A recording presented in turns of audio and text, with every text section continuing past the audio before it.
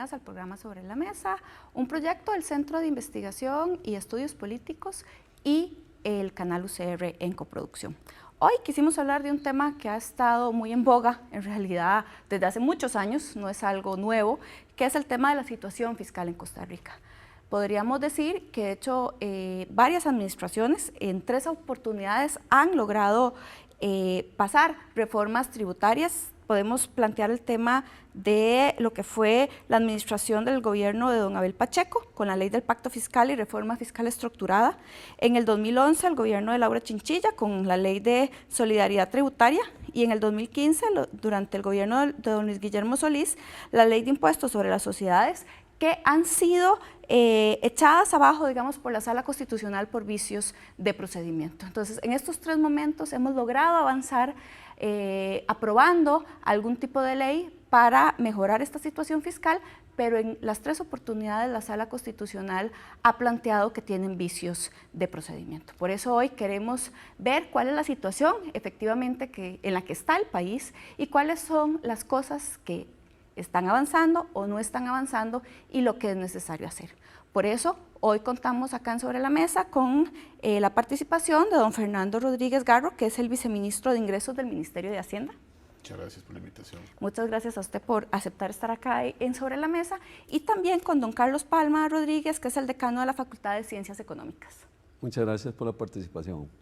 Muchísimas gracias a ambos. Bueno, y como es costumbre, vamos a ver la cápsula de contextualización para poder tener una base de por qué llegamos a donde estamos.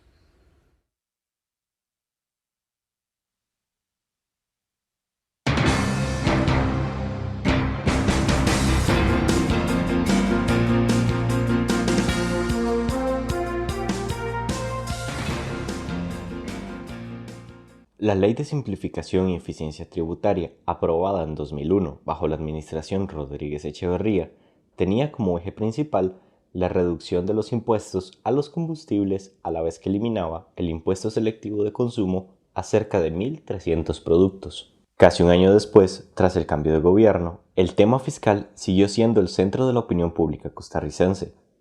La administración de Abel Pacheco aprobó la Ley de Contingencia Fiscal, que creó impuestos a casinos, sociedades y a la renta, medida que es más superficial que la Ley de Simplificación y Eficiencia Tributaria y que significó una ley de alerta sobre el estado de las arcas estatales. Además, Abel Pacheco invirtió 3 años en la Ley del Pacto Fiscal, que fue anulada por la Sala Constitucional por problemas de trámite.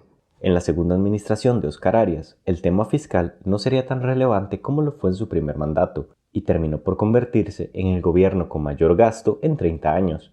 La crisis económica mundial del 2009 sería el punto de quiebra en su gobierno, presentando el 29 de enero de ese año el Plan Escudo, que fomentó la creación de empleos y la equiparación de salarios en el sector público. Llevó a un incremento de los desembolsos por remuneraciones y cargas sociales que se tornó imparable y que a su vez acrecentó de manera continua el déficit fiscal del gobierno central, según expertos en la materia. El 7 de septiembre de 2011, Otón Solís crea un pacto con el gobierno de Laura Chinchilla Miranda para la construcción de una propuesta fiscal llamada Solidaridad Tributaria, que no se aprobó en la Sala Cuarta por errores de tramitación. El 2 de agosto del 2017, en cadena nacional, el presidente Luis Guillermo Solís anunció cuáles serían las acciones de su gobierno para enfrentar las dificultades de liquidez, esto debido a la inacción de la Asamblea Legislativa para resolver el tema de las alzas en las tasas de interés y las políticas económicas de los últimos 2 gobiernos liberacionistas. La opinión pública se debate entre lo anterior y el poco esfuerzo que ha hecho Luis Guillermo Solís para contener el gasto público. Este es el tema que ponemos hoy sobre la mesa.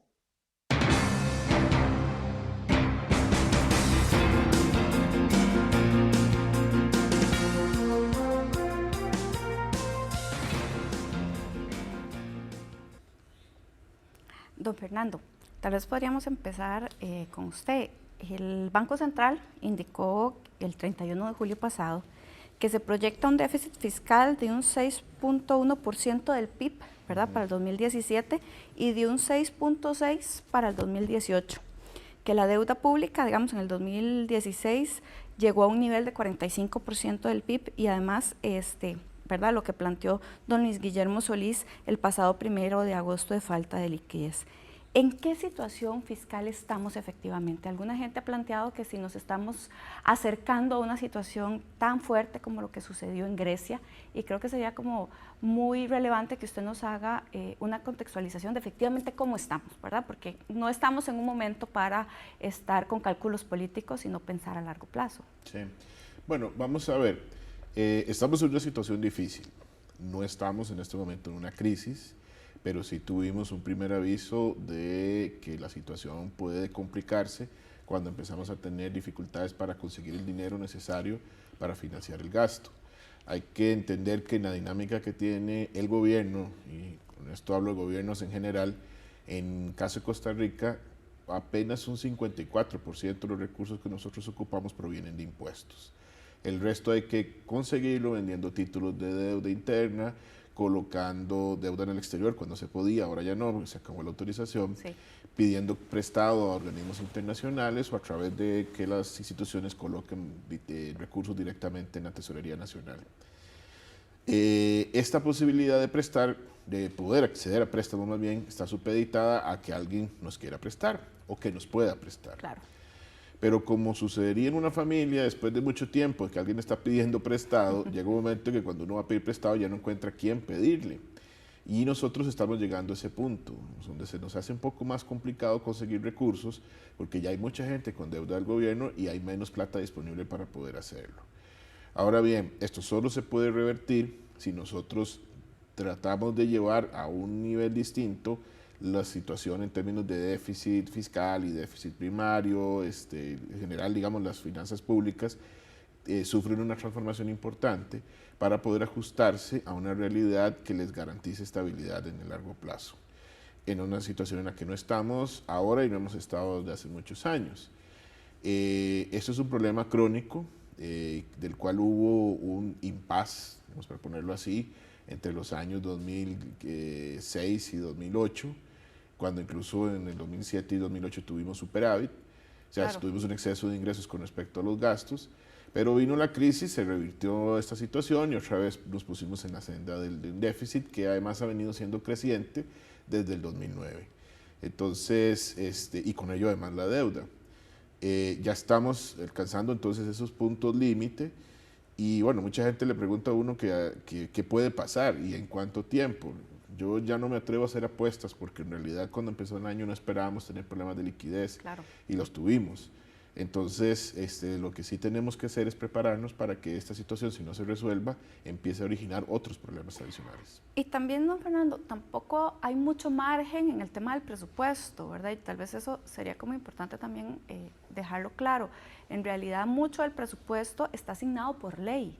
O constitución. O constitución, ¿verdad? Entonces, en realidad, el margen que tiene el gobierno central para reducir presupuestos es como, creo que era como un 5%. Así es. Si, vamos a ver, una tercera parte, que tal vez ahora ya va a ser un poco más del presupuesto, son obligaciones constitucionales, las cuales es el MEP, lo que le damos al Poder Judicial, por ejemplo. La mitad son obligaciones legales, por ejemplo, la atención de la deuda, el pago de salarios, una serie de cosas que por ley no podemos eludir. Y después hay una serie de obligaciones contractuales que ya están adquiridas y que por diferentes razones tenemos que cubrir. Y si uno se pone a sumar eso, le va a dar más o menos un 95%. ¿Qué es el 5% restante? Bueno, cosas en las que uno podría tratar de disminuir, pero que en muchos casos no son gastos tampoco que se puedan llevar a cero. O sea, yo no puedo, por ejemplo, dejar de comprar ciertos elementos necesarios, digamos, entre bienes y servicios en el gobierno, porque podría dejar de digamos, llevarlo a dejar de funcionar. Claro. Por ejemplo, no puedo dejar sin combustible a los vehículos del Ministerio de Seguridad porque entonces la policía no patrulla. No puedo dejar sin recursos para trabajar a los ministerios porque entonces van a terminar cerrando. No le puedo quitar los recursos a la Cancillería o al Ministerio de Comercio Exterior para poder salir del país porque entonces no tendría sentido tener un Ministerio de Relaciones Exteriores. Sí, por supuesto. Hay cosas que aunque se supone que son las que uno puede tocar, en realidad sobre eso se puede también hacer poco. Sí, que es poco lo que se podría, digamos, disminuir. Don Carlos, ¿cómo, verdad, el gobierno de Costa Rica ha aumentado sus gastos en un 83% más o menos en 10 años, mientras los ingresos subieron solo en un 42%. Tal vez podríamos ver un poco, ¿verdad?, lo que ha pasado, porque en la administración de don Oscar Arias tal vez podríamos analizar qué impacto tuvieron, digamos, los planes y las decisiones tomadas en ese momento que, ¿verdad?, estamos en este momento teniendo, digamos, un impacto fuerte.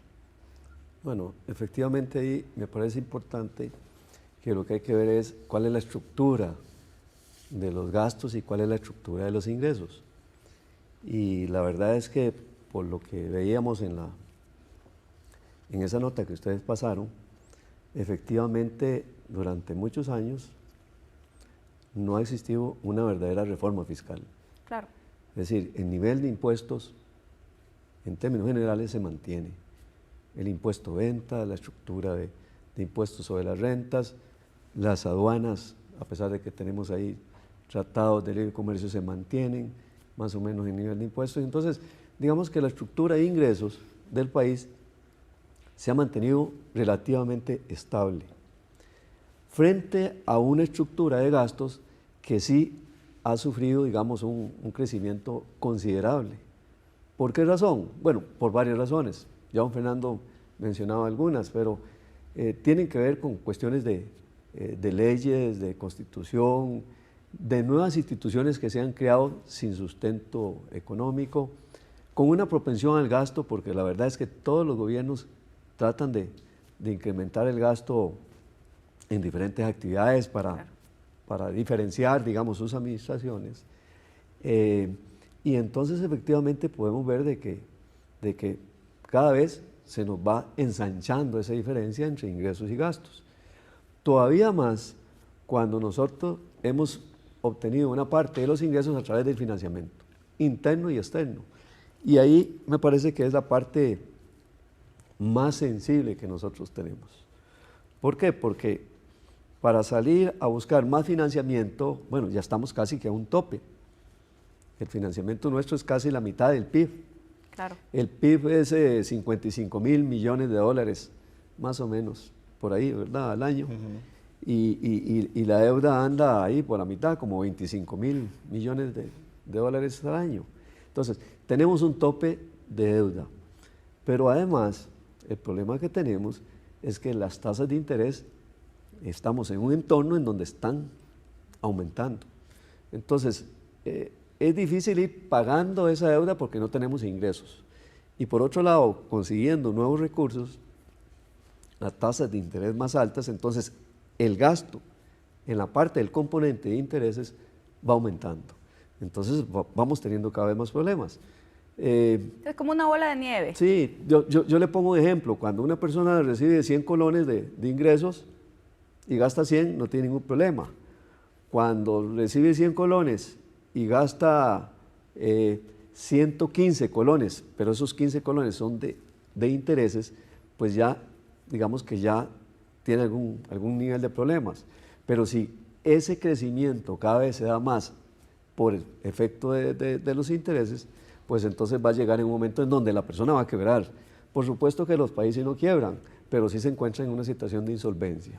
Entonces, efectivamente estamos en una situación fiscal difícil, en donde hay que entrarle a las dos cosas. Efectivamente, los gastos requieren una nueva estructura a través de leyes, a través de la misma Constitución y a través de mantener un nivel de control sobre el gasto, y también una nueva estructura de ingresos. Claro. Y en esa nueva estructura de ingresos, bueno, eso es lo que está trabajando el gobierno, en proponer una estructura nueva de ingresos que permita aumentar un poco, digamos, el nivel de ingresos. Claro, tal vez. Sí, y solo sí, es importante aclararlo, de que no logramos mucho si aumentamos los ingresos y no tenemos, claro, digamos, cómo contener el gasto en ciertos renglones. Sí, por supuesto, no es solo aumentar el ingreso, sino también tomar decisiones con respecto al gasto.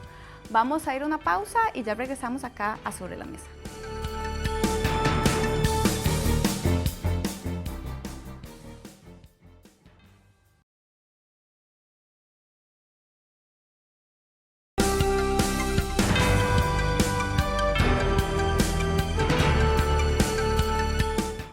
regresamos a Sobre la Mesa analizando el tema del sistema fiscal en Costa Rica.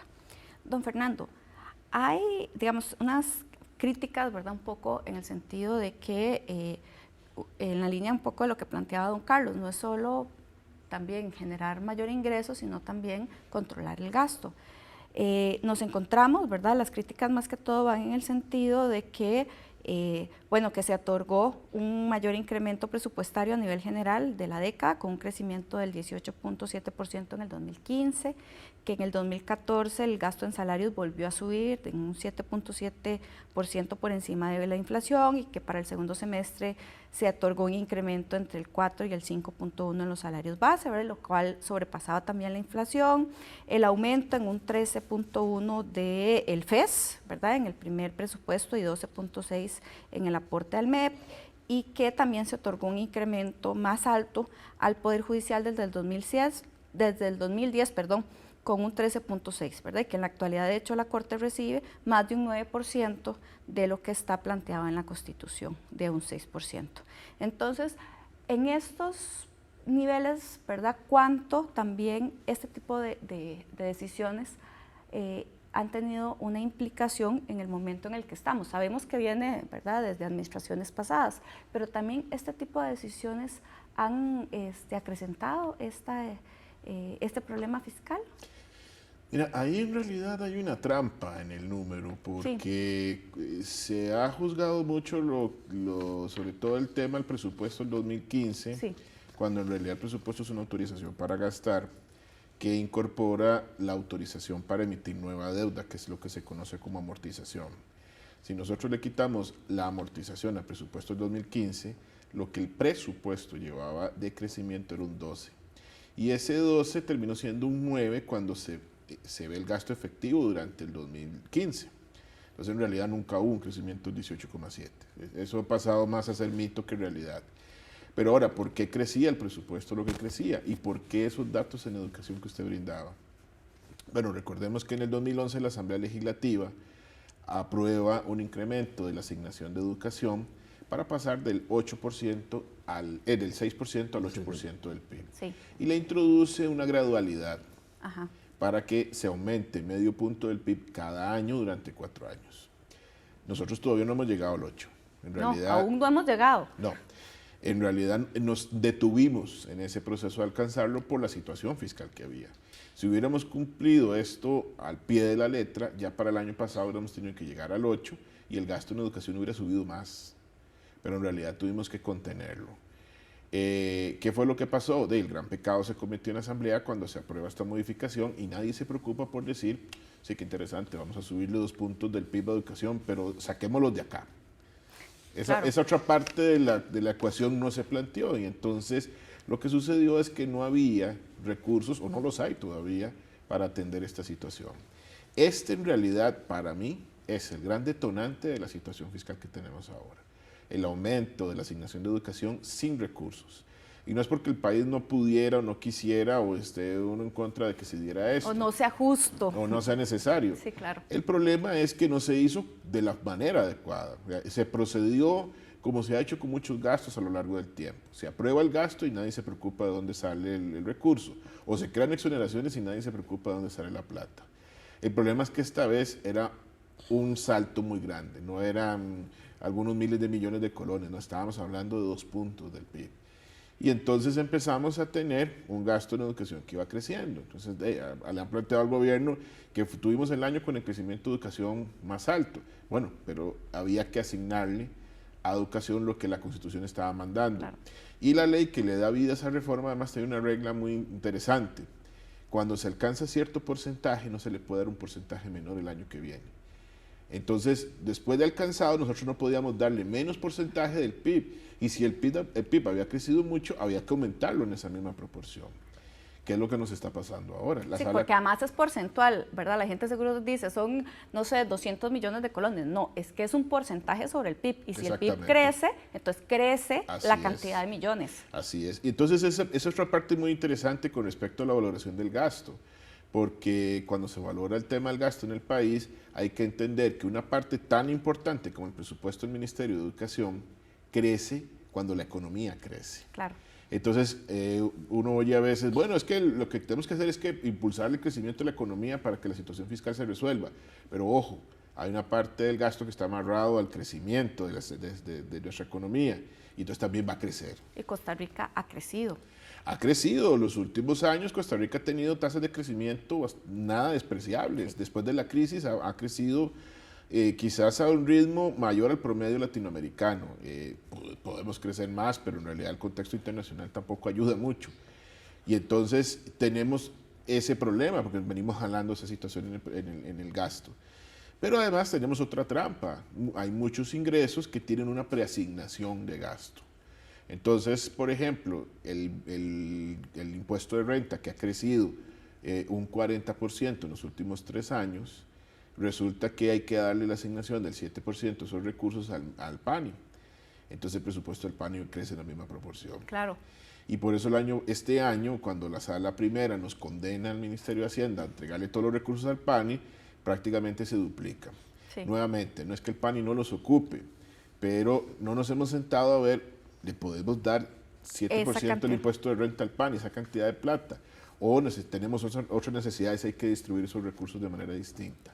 Sí, por supuesto. Esas son las discusiones que en materia fiscal el país no ha tenido, porque pues, para la Asamblea es muy fácil crear gastos, pero los impuestos no llegan con la misma facilidad. Claro, y además siempre la discusión y todos los expertos nacionales o internacionales han planteado como que esa debería ser una regla fiscal. Si se crea un gasto, se tiene que de una vez identificar cuál va a ser el ingreso. Pero bueno, eso vamos a hablar en el próximo bloque. Tal vez, don Carlos, la CEPAL plantea que la reforma, digamos que una reforma fiscal para el país debería incluir al menos una reforma tributaria, eficiencia en el gasto y sostenibilidad en el gasto de seguridad social, y una implementación de una regla fiscal para consolidar una senda de gasto público sostenible, que es un poco lo que veníamos planteando. De estos 3 aspectos, ¿cuáles cree usted que en este momento estamos cerca de lograr? ¿O en la coyuntura actual no se vislumbra como algún avance en algunos de estos 3 que serían como los mínimos que plantean, digamos, todos los expertos? Bueno, yo creo que hay que entender muy bien de que por el lado de los ingresos, tal vez el país no ha hecho mucho esfuerzo en tratar de mantener un sistema eficiente, digamos, en la recaudación de ingresos a través de los impuestos. Se ha venido hablando de que, por ejemplo, se deja de cobrar alrededor de un 2,5% de impuestos a sectores que hoy día no lo están pagando. Entonces, digamos que hay una parte de eficiencia en el cobro. También hay que recordar que nosotros tenemos una serie de exoneraciones a una serie de sectores y entonces eso es un porcentaje importante. De tal manera de que por el lado de los ingresos me parece de que además de que relativamente son bajos desde el punto de vista de impacto que tienen en el PIB, tenemos un problema de eficiencia. Y por el lado de los gastos, como se menciona aquí, me parece que también nos ha faltado hacer una evaluación de los impactos de los gastos. Tenemos un problema muy serio y lo decía aquí don Fernando anteriormente. Nosotros tenemos una estructura totalmente distorsionada en la parte fiscal. ¿Por qué lo digo así? Lo digo porque todos los gastos que hemos venido, digamos, aprobando a través del tiempo, se pegan al crecimiento de la economía. Sí. Con una estructura de ingresos que no cambia, que se mantiene. Entonces, por supuesto, de que ahí va surgiendo automáticamente un déficit. O sea, no hay manera de aumentar los ingresos si no es a través de nuevas leyes. Y entonces caemos el problema de que hay que buscar más financiamiento. Entonces, efectivamente estamos en un problema fiscal. Además, otro dato importante que creo que es necesario resaltar es que si nosotros tenemos una carga tributaria del gobierno central alrededor del 15-17%, con solo los mandatos de ley y los mandatos de la Constitución, el 8% a la educación y el 6% al Ministerio, al Ministerio Judicial y se nos va el 14, entonces ya queda muy poco. Entonces, efectivamente, estamos en una situación fiscal difícil. Vamos a ir a una cápsula que tenemos preparado y ya regresamos.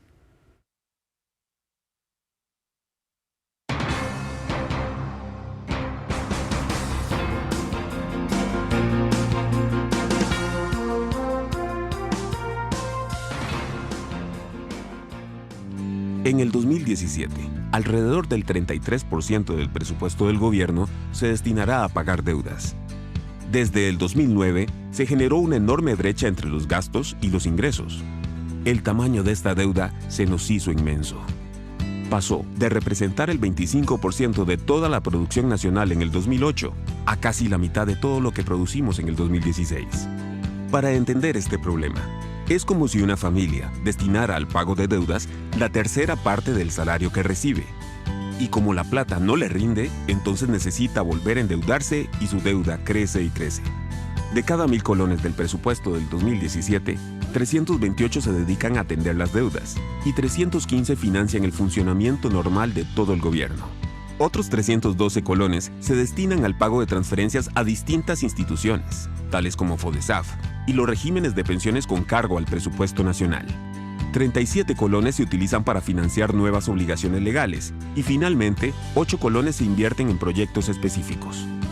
El gobierno ha mejorado la recaudación de impuestos y se ha socado la faja, tanto que los ingresos ahora crecen a un ritmo más grande que los gastos. Pero no es suficiente.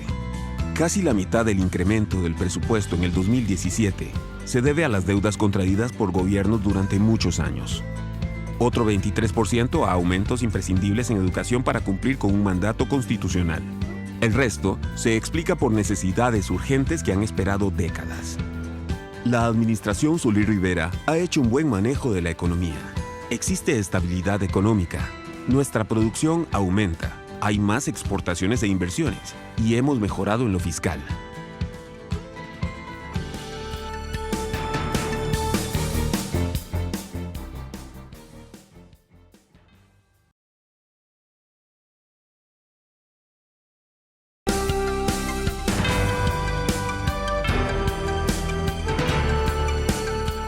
Regresamos a Sobre la Mesa analizando el tema de la reforma fiscal para Costa Rica. Don Carlos se quería referir a lo que vimos, a la cápsula de que no hay una coincidencia en el tema del ingreso y el gasto. No, efectivamente sí, hay que hacer unos pequeños ajustes, pero para ponerlo en términos reales, si nosotros vemos el presupuesto, digamos, en términos de 10 años, digamos que ahí por el año 2008 teníamos un presupuesto de alrededor de 5 millones, por ahí, 5 billones de colones, sí. 5 billones de colones. 5 billones o 5 mil billones. No, 5 billones. 5 billones, me pierdo a veces con los colones. Y teníamos un ingreso de 3,5. Teníamos un déficit alrededor de 1,5 billones de colones. Al final, digamos, en el 2017 ya vemos de que los gastos ya son casi 9 billones de colones y apenas tenemos un aumento en el crecimiento de los ingresos alrededor de 5. Entonces, efectivamente, los gastos subieron muy rápidamente con relación a los ingresos. Y eso me lleva a mí a plantear, digamos, varias soluciones, digamos. Efectivamente se necesita nuevos impuestos. O sea, eso debe estar claro a nivel de todos los sectores. El país tiene que gravar una serie de actividades que hoy día no están grabadas. Tendrá que grabar una serie de bienes y servicios que no están grabados. Tendrá que grabar una serie de ingresos que hoy día sectores que tienen bastantes recursos no están pagándolo porque tienen recursos en el exterior. Efectivamente, hay una nueva necesidad de nuevos ingresos. Y efectivamente también, paralelamente, es necesario establecer límites al gasto. Porque el problema no es de este gobierno, el problema es un problema que se trae alrededor de muchos años. Y hay que ver hacia adelante. Y para adelante ya esta operativa de gastar más de los ingresos que recauda el gobierno, ya esto hay que ir eliminando ese concepto. Hay que establecer una nueva cultura, y esa nueva cultura es, efectivamente, hay que tener gastos totalmente controlados constitucionalmente o legalmente, monitoreando el desempeño de esos gastos, y unos ingresos que efectivamente sean ingresos bastante justos, bastante proporcionales hacia todos los sectores. Sí, porque ya el tema no es con un cambio de gobierno que se va a poder tirar un poco la pelota hacia adelante, es que ya estamos llegando a un punto en el cual el gobierno que venga ya no tiene espacio para mover la pelota hacia adelante. Así es. Y, don Carlos, yo quería que usted nos explicara, porque, bueno, de hecho también don Fernando lo planteaba. Costa Rica ha presentado una tasa de crecimiento promedio de alrededor de un 4.1% en los últimos 6 años, es decir, hemos crecido bastante bien y que estamos por encima del crecimiento, digamos, de América Latina. ¿Cuál es el impacto, digamos, esperado? Porque un poco lo que nos está pasando, ¿verdad?, es que en esta situación fiscal el crecer se ha convertido en algo negativo, porque entonces crecemos, eso significa que ingresa más dinero y eso significa que entonces lo que está asignado por ley o por constitución también hay que colocarlo, ¿verdad? ¿Cuál sería el impacto, verdad, que va a tener a largo plazo este crecimiento? Que, insisto, es algo positivo, pero en este momento al final se está convirtiendo en algo no tan positivo. No, yo creo que esa es una de las fortalezas que ha tenido el país, es precisamente que ha tenido un crecimiento sostenido relativamente alto con relación a otras economías. Sin embargo, dada la estructura de ingresos, como insisto, no ha permitido de que ese crecimiento de la economía jale también los ingresos. Y efectivamente esto llega hasta un límite, es decir, el crecimiento de la economía está basado mucho también en todo lo que es la ejecución de un presupuesto. Y si ese presupuesto cada vez se va financiando más con financiamiento interno o externo, si es financiamiento interno, tiene un problema, porque va a tener que conseguir recursos cada vez a tasas de interés más altas. Entonces eso se va a volver precisamente contra el mismo crecimiento de la economía. De tal manera de que el crecimiento del PIB, que se ha mantenido, digamos, relativamente alto, no es de esperar de que tengan un crecimiento si no hay reforma fiscal, porque claro, si no se va a volver un problema en la parte de financiamiento. Las instituciones internacionales no le van a prestar a Costa Rica, las empresas no van a invertir porque tienen un nivel de deuda alto y por lo tanto entonces la producción va a tender a no crecer en los niveles en que nosotros veníamos creciendo. Claro. Ya para entrar en un tema particular, don Fernando, el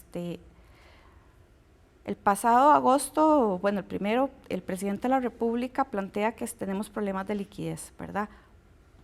¿Qué fue lo que pasó que se llega, digamos, a ese anuncio? ¿Las herramientas macroeconómicas que tiene el gobierno en este momento ya están tan débiles o estamos en una situación tan compleja que nos hace estar, digamos, en esta condición de vulnerabilidad, o era más bien como una medida ahí, un anuncio de presión para el Parlamento? No, vamos a ver, esa pregunta igual me la han hecho varias veces claro, en los últimos días. No era un anuncio con una intención de presionar, porque en realidad que un presidente a 9 meses de dejar su mandato sí, decida presionar por una reforma de la cual no va a haber un 5, no tiene mayor sentido. Inclusive un periodista me cuestionaba un día de estos que para qué hacer el anuncio, o sea, si lo único que se ganaba el gobierno era sacrificar capital político con ese anuncio. El anuncio había que hacerlo porque el problema se presentó, y es un problema que no se presentó por primera vez en julio o en junio, ya habíamos tenido manifestaciones de esos en meses pasados, o sea, prácticamente desde finales del año pasado. ¿Qué significa lo que se anunció? Poco lo que hablaba al principio, de que en el momento en que nosotros vamos a pedir prestado, ya no conseguimos la plata con la misma facilidad. Entonces, al no tener, si queremos gastar 100, por impuestos tenemos 54, y esos otros 46 que tenemos que buscar no aparecen, nosotros no podemos hacerle frente a los gastos. Claro. Ese recurso, ese efectivo, esos recursos en líquido que necesitamos para poder financiar el gasto no estaban llegando en la cantidad o en el momento apropiado. Y entonces, cuando el presidente sale a hacer el anuncio, lo que estamos advirtiendo es, mire, se dio esa situación. Porque habían trascendido algunos atrasos en algunos gastos, sí. Inclusive en el caso, por ejemplo, del Fondo de Educación Superior, se había tenido que correr la fecha para la transferencia de los recursos y se habían generado algunos atrasos con transferencias para el LIMAS y para las becas de FONAV, etc. Entonces lo que se hace es establecer un criterio para que la Tesorería Nacional pueda priorizar en caso que haya faltante de recursos, o sea, que no tengamos todos los recursos disponibles. Y se dice, bueno, lo prioritario es la deuda, Claro. los salarios y las pensiones, número 1.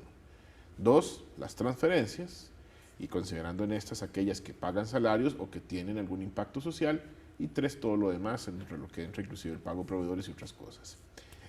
Con esto, lo que le decimos a la gente es, bueno, si esta situación se repite, vamos a atender las obligaciones de esta manera para que haya una certeza sobre lo que está sucediendo. Pero lo que se dio fue un primer aviso de que teníamos un problema. Eso es como cuando a un paciente le aparece fiebre. Te puedes tomar la medicina para bajar la fiebre, pero la que haya fiebre es un síntoma de que hay un problema adicional. El problema lo sabemos que es, en este caso es un déficit fiscal, como decía don Carlos ahora, de carácter estructural. No es una situación coyuntural que se dio durante un año o dos, no, es un problema que está ahí metido entre la génesis de la política fiscal, dentro del manejo de las finanzas públicas, que tiene años de estarse presentando y que no hemos logrado solucionar. Y ahora pues tuvimos un pico de fiebre y entonces es un mensaje para que el país advierta que tenemos esta situación. Es decir, estamos tomando aspirina y no estamos llegando a si tenemos infección. No, la infección hay que curarla con la reforma. Claro. La aspirina en este caso sería los recursos que necesitamos para solventar ese problema de liquidez, sobre lo cual hemos venido trabajando, e inclusive se presentó un proyecto en la Asamblea Legislativa para poder derogar una ley de la administración anterior que está impidiendo que capitales ingresen al país en la cantidad apropiada para poder financiarlo. Pero estos son paliativos. Sí. El problema lo solucionamos con una reforma, inclusive en el sentido de lo que lo plantea la CEPAL, que me parece muy apropiado, ¿verdad? Ingresos adicionales, un gasto mejor utilizado, que no significa que sea menos gasto. Ahí Sí. hay una cuestión que tal vez hay que precisar. Y una regla fiscal que garantice que ese gasto que tenemos que utilizar mejor también crezca en una proporción razonable. Tal vez, don Carlos, en 2 minutos, que es terrible, yo lo sé, para este tipo de temas, con la aprobación, digamos, de lo que están planteando actualmente, que es aumentar el IVA, ¿verdad?, a un 15%, reforma en renta, algunas reformas en gasto público, ¿verdad?, y el tema de la regla fiscal, que ya usted nos lo adelanta. Esto nos va a ayudar, ¿verdad?, como sociedad. ¿Qué beneficios podríamos esperar de eso? ¿O simple y sencillamente vamos a lograr mantener, digamos, el statu quo de gobierno para poder pagar y no tener problemas de liquidez? No, vamos a ver, también don Carlos ahora hablaba del problema que se puede generar cuando el déficit se vuelve grande, sobre todo en términos de tasas de interés.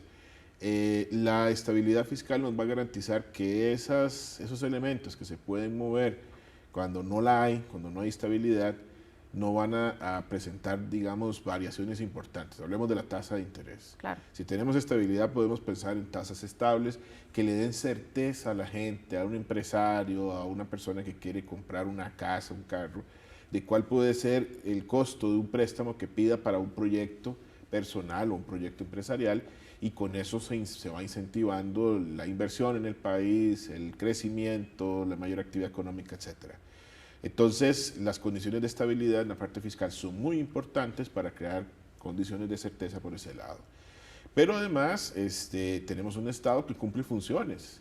El Estado financia la educación pública, da seguridad, protege el medio ambiente, genera recursos para las poblaciones de menos recursos, etcétera, y para eso necesita dinero. Si nosotros no tuviésemos el dinero y tenemos que ir a disminuir esas funciones del Estado, la gente lo va a sentir en menos servicios que el Estado le va a ofrecer, y los que lo van a percibir con más dureza son precisamente las personas de menos ingreso. Y ahí entonces una situación fiscal compleja podría tener también un impacto más fuerte sobre las personas de menor recursos. Sí, claro. Bueno, vamos a quedarnos precisamente con esa idea. Vamos a una pausa y ya regresamos acá sobre la mesa analizando cuál es la situación fiscal de nuestro país.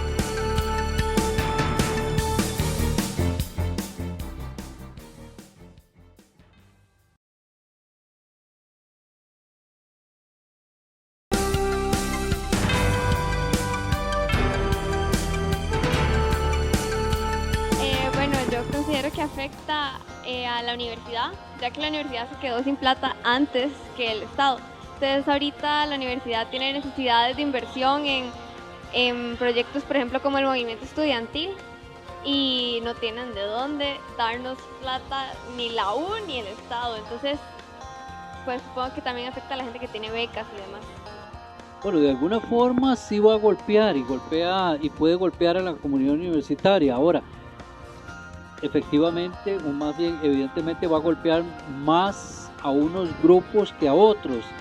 Uno podría pensar que salarialmente no nos va a afectar en tanto ya estamos sujetos a un determinado pago mensual, pero sí preocupa que a cierto plazo, un mediano o largo plazo, pueda traer repercusiones que lleguen también a golpear el aspecto monetario de los profesores, y que eso evidentemente se va a extender a las familias de estos. En realidad no me afecta en nada porque la verdad no sé nada sobre el asunto. En realidad no estoy muy al tanto del tema y realmente no sé si me afectaría o no. Entonces, yo creo que más que reforma, lo que hay que buscar es una verdadera política de establecer un cobro de impuestos justos, es decir, tanto para arriba como para abajo. Entonces, no creo de que sea necesario una reforma en cuanto a aumentar impuestos, sino a cobrar los que no se pueden. Yo lo veo por ahí. Creo que cualquier toma de decisión es muy importante y sí se debe de tomar una decisión, sea cual fuere, y creo que nos afecta a todos por igual, pues todos somos ciudadanos costarricenses y todo lo que tome en nuestro gobierno elegido afectará nuestras vidas siempre.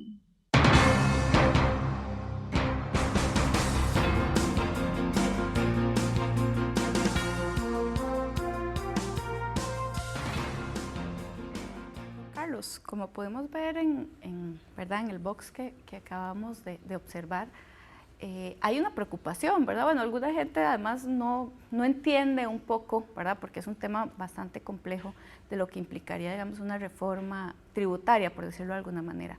Y bueno, siempre que se plantea el tema de los impuestos, la principal crítica es que pasar del impuesto de ventas al impuesto al valor agregado y además aumentarlo, es un tema regresivo que va a afectar, digamos, a las poblaciones con menor ingreso, y que, bueno, un poco también lo planteaba don Fernando. ¿Cómo le podemos explicar, digamos, a las personas que vimos por qué, verdad? Aunque algunos sean regresivos, tiene una implicación, digamos, mayor en beneficios. No, efectivamente, los impuestos es un tema sensible en cualquier momento y en cualquier lugar. Y es un tema eminentemente político, más en una situación de una campaña o cuando hay elecciones. Pero la verdad es que hay que ser consciente de que los impuestos es la forma en que el Estado puede mantener una serie de servicios. Ese es el fin básico de los impuestos, financiar actividades que son fundamentales para el desarrollo humano de la persona, para aumentar el bienestar general. Y ahí tenemos la educación, tenemos la seguridad, tenemos la salud, etcétera, etcétera. De tal manera de que los impuestos son necesarios. Ahora, por supuesto de que mucha de la queja de la ciudadanía viene en el sentido de que no ve los servicios, digamos, de una manera más eficiente o más a la mano, o que satisfagan las necesidades directas de las personas. Pero me parece a mí que la cultura ciudadana tiene que ir entendiendo de que el país está inserto en un entorno económico internacional donde también, además de ir cumpliendo una serie de obligaciones internas, tiene que atender obligaciones internacionales. Y cuando digo obligaciones internacionales, está sujeta a tratados y a convenios, etcétera, y por lo tanto el país tiene que estar abriéndose a una serie de actividades mundiales. Entonces, importante es resaltar de que los impuestos son la forma en que podemos satisfacer las necesidades, para aumentar el nivel de vida de las personas, aumentar el bienestar y un desarrollo humano, digamos, más inclusivo. Ahora, todo tiene que ver con el manejo de los gastos y efectivamente ahí es donde el país tiene que enfrentar, digamos, ya la disyuntiva de que sí es necesario establecer límites de gastos. Claro. Porque como toda familia, si usted recibe más de lo que gasta, va a tener un problema en algún momento. Va a tener que prestar. Si ese préstamo muy pequeño no hay problema, pero cuando el préstamo es muy grande, ahí las cosas se complican. De tal manera de que yo pienso de que los impuestos que están presentes tienen ahora una ventaja de que a los sectores más vulnerables se les va a devolver una parte, de que a otros sectores que pagan con tarjeta a la salud se les va a devolver también otro monto. Digamos que tienen una ventaja, pero efectivamente que son necesarios hacia el futuro, hay que aumentar los impuestos y van a afectar a algunos sectores y a otros sectores también que aún un día hoy no están grabados, también van a tener que verse afectados. Claro, y es que también es un tema cultural, ¿verdad? El tema de que te pregunten con factura o sin factura, eso no debería ser una pregunta. Y hace un tiempo me contaba un exministro de Hacienda que a él le sucedió que estaba en un lugar, digamos, rural y pidieron la cuenta, ¿verdad? Y entonces un lugar que tenía muchos años de abierto. Y a él no le preguntaron, probablemente lo identificaron que era del Ministerio de Hacienda, pero le dieron la factura 001. Él decía, o sea, es decir, al resto no le ha facturado, ¿verdad? Entonces también es un tema cultural de lo que implica ser parte de un Estado y que, bueno, también hay responsabilidades, ¿verdad? El tema de que te pregunten con factura o sin factura no debería existir, simple y sencillamente. Pero bueno, eso es nada más porque me parece que es importante también anotarlo de que hay una responsabilidad desde la ciudadanía que tiene que asumir. Pero bueno, don Fernando, la OCDE dice que el país está jugando con fuego y que el principal responsable de la falta de decisión, evidentemente la Asamblea Legislativa, como vimos desde el inicio, se han pasado diferentes reformas y al final la Sala Constitucional siempre las echa atrás por vicios de procedimiento. Todavía tenemos tiempo para tomar medidas antes de vernos obligados a aceptar medidas que nos impongan de fuera, como fue el caso de Portugal. ¿Qué es lo que está planteando en este momento el Ministerio y qué nos falta, digamos, por avanzar? A tiempo estamos, evidentemente, para poder tomar acciones y ejecutar reformas, porque, bueno, no estamos en una situación de crisis. Hay que considerar que en el caso de los portugueses, los griegos, los españoles, los italianos, se vieron sometidos a una serie de ajustes y una serie de recomendaciones durante el proceso de crisis, y eso hace más dramático esta situación. Por ejemplo, ahora que en el corto alguien hablaba del salario y se sentía seguro de recibirlo, cuando nosotros estuvimos acá con este experto de OCDE, que fue ministro en Portugal, le decíamos que bueno, una de las situaciones que el país tiene es precisamente que la Constitución garantiza que no podamos rebajar salarios. Claro. Y él nos decía, bueno, en Portugal también, y los bajamos un 10%. ¿Por qué? Porque bueno, en algún momento la situación nos obligó a eso, después la Corte Constitucional Portuguesa lo echó para atrás, pero ya los habían bajado. Sí, claro. Entonces... Hubo un periodo en que la gente recibió menos salario. Exactamente. Aquí cuando se llega a una crisis hay que obviar cualquier tipo de condición o de seguridad que se tenga, porque bueno, entrar a una crisis es una situación precisamente en la que cualquier cosa puede obligarnos a tomar acciones. Pero no estamos en ese punto, entonces todavía, y esto que usted me pregunta, lo ha repetido mucha gente y nos lo ha dicho mucha gente, mire, ustedes están a tiempo de tomar decisiones sin que alguien se las venga a imponer. Claro. El país está todavía en ese punto, entonces es muy importante que nosotros avancemos precisamente en las propuestas que se han planteado. Hace 2 años hay propuestas de reforma de impuestos, desde el año pasado, desde mayo del año pasado hasta la propuesta de regla fiscal, se han presentado diferentes iniciativas en materia de empleo público, y si eso no fuera suficiente, la semana pasada le pusimos en la mesa a la Asamblea un proyecto que recoge todo eso en una sola iniciativa de ley. Entonces, ¿qué es lo que andamos buscando? Bueno, si en separado ha sido prácticamente imposible que se discutan, vamos a ver si poniéndolas todas juntas se puede, que también es complejo. Claro. Pero la idea es buscar un mecanismo de discusión rápido a través de una vía rápida en la Asamblea y que se puede discutir en próximos meses. La meta es que el país no llegue al próximo cambio de gobierno sin que eso esté solucionado. ¿Y cómo se siente el ambiente en la Asamblea? ¿Estamos en un buen ambiente para negociar esto o estamos en problemas precisamente porque entramos a campaña?